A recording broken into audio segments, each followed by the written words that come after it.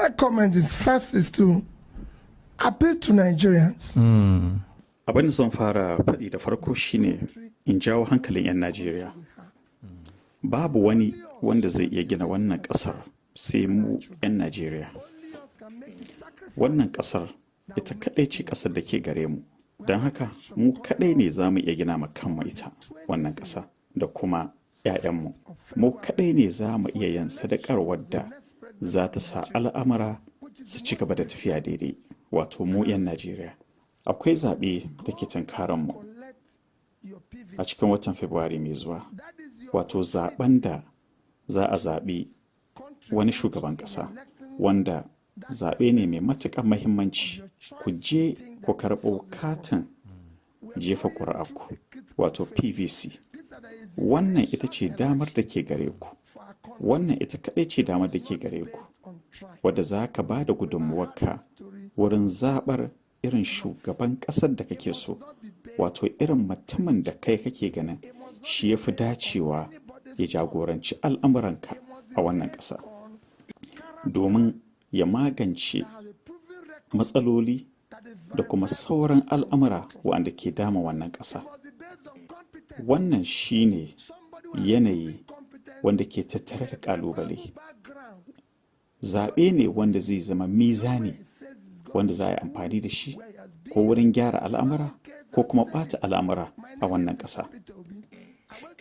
Don haka, kar mu danganta wanda za mu zaɓa a kan ma'auni na ƙabilanci. Muna jin irin wannan labarin. Kuma kar a danganta wannan zaɓe da addini. Shi ma an daɗe ana yin haka. Kuma kar mu mai da wannan zaɓe ya zama na cewa lokaci ne da wani yake ganin lokaci ya yi da shi za a zaɓe shi. Don haka, ku yi zaɓe a kan halayya da kuma misalai bayyanannu wa'anda suna nan a bayyane, wanda za ku iya gane cewa wani mutumin kirki ne. Kuma dole ku yi amfani da ƙwarewa, wato duk wanda za ku zaɓa ya zama na cewa kuna da tabbacin ƙwararre ne wanda zai iya jagoranta al'amura. Wato, ku zaɓi mutumin da kuka san cewa ya tabbatar da ƙwarewar shi, kuma akwai misalai da yawa da za a iya nunawa a kan wannan ƙwarewa. Kun san sunan shi, kun kuma san makarantun da ya ce ya je. Haka ne, kun san wurin. Misali, kamar ni, sunana Peter Obi, kuma na ji kwalejin Christ the King da ke Onitsha, kuma na ji University of Nigeria in Suka, kuma domin horo da kuma neman ƙwarewa na je sauran makarantu da yawa a faɗin duniya. Wasu daga cikinsu ni ɗalibi ne ma, kamar su Jami'ar Oxford da Jami'ar Cambridge da kuma Jami'ar Kellogg da kuma Lagos Business School.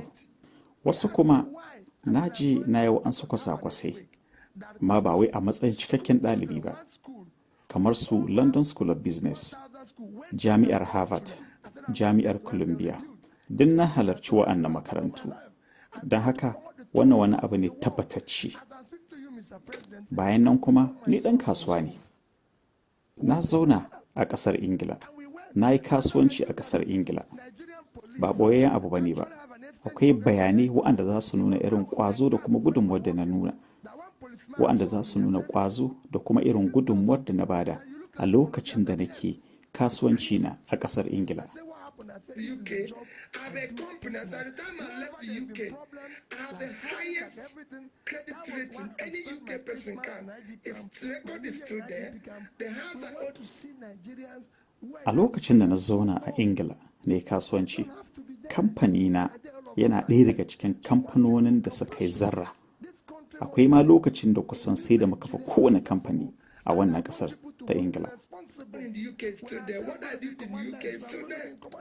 Duk abin da na yi a wannan ƙasar ta Ingila yana nan.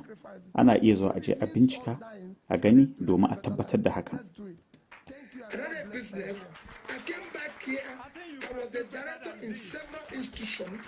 da kuma na dawo nan gida Najeriya, na zama babban darakta a wurare daban-daban. No, I didn't just start today. When I became chairman of Fidelity Bank. A lokacin da na zama shugaban bankin Fidelity, wato chairman. They told me I'm entitled to 2 vehicles as chairman, as I'm not entitled to anything. Sai da aka ce min a matsayina na shugaba wato chairman, akwai motoci guda 2 wa'anda ya kamata a raka banin ofis. Na ce musu a'a, babu wata motar da ya kamata a bani, ban bukata. Duk wa'annan bayanan kuna iya bincikawa domin ku ga haka ne ko ba haka ba. Don haka muna son ku zaɓo mutane wa'anda ke da halaye na gari kuma suna da ƙwarewa na aiwatar da aikace-aikacen gwamnati. Muna son mutumin da idan ya faɗa abu zai yi to zai yi, kuma zai tsaya a lalle sai ya cika wannan alƙawari. Kuma bayan nan muna buƙatar mutane waɗanda ke da tausayi da tausayawa. Ba haka ba, muna da mutane waɗanda ba su da tausayi kuma ba su tausayawa. Muna da shugabannin da an yi ambaliya wadda ta kwashe mutane da ƙaddarorinsu, amma wasu abin ko a jikinsu. Mutane na mutuwa a kowace rana, ana satan mutane, ana kashe mutane, amma ba mu mai da hankali domin mu tausaya ma wa'annan mutanen.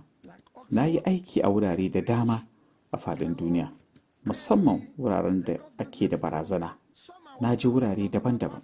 A lokacin da nake gwamna a jihar Anambra, sai da na je na samu shugaba Jonathan. Na ce mai ina son in je ƙasar Haiti. Na ce mashi zan ziyarci ƙasar ne saboda an yi girgizar ƙasa, wadda wannan girgizar ƙasa sai da ta shafi wata makaranta, a inda ɗalibai 'yan wannan makaranta sama da 1,000 suka nitse. Na ce ina son in je domin in taimaka ma ƙasar Haiti a wannan lokaci. Ya ce ma haba Peter. Na ce to ai mai girma shugaban ƙasa, abun da nake ta yi kenan a rayuwata. Duk inda ake da wata matsala to sai na ji, duk inda aka samu wani haɗari sai na ji. Yanzu nan da nake magana da kai ya mai girma shugaban ƙasa, na hidda ɗana daga makaranta saboda ina son da ni da shi mu tafi tare domin mu je mu taimaka ma al'ummar ƙasar Haiti. A wannan lokacin ne na fahimci cewa ashe akwai wani shirin musayar 'yan sanda tsakanin ƙasar Najeriya da ƙasar Haiti. Saboda a lokacin muna wani sansani muna aiki, sai wani ya tunkare ne ce wannan ba gwamna Obi bane ba? Sai na ce kwarai ko. Ya ce a to me ya kawo ka nan? Sai na ce ta ai wannan shine aikin da nake yi dama a duk sadda ni nake da lokacin kaina.